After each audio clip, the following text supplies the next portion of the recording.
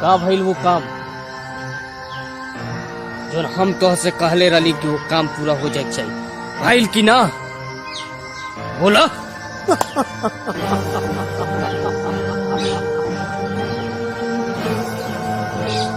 अरे रामो के ते लइका हुई ना, अरे ते हमरा से काम के बारे में कहले रे। हाँ अरे सोचे के चाहे तो दिमाग से इसी बात करता है। तोरे जैसे लड़कन के नाम हम डब्बा में पैक कर देंगे। जब अभी तू जानत नहीं खा हम जेकर लइका हई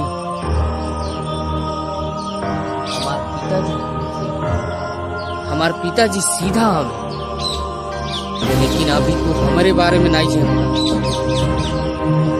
अरे चुप, बहुत बड़ा है ज्यादा बोलेंगे ना, अक्ल रख अक्ल।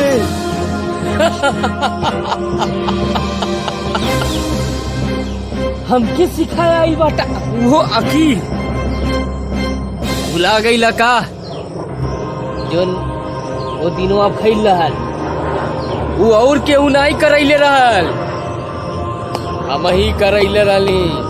हम ही के ना बहुत बड़ा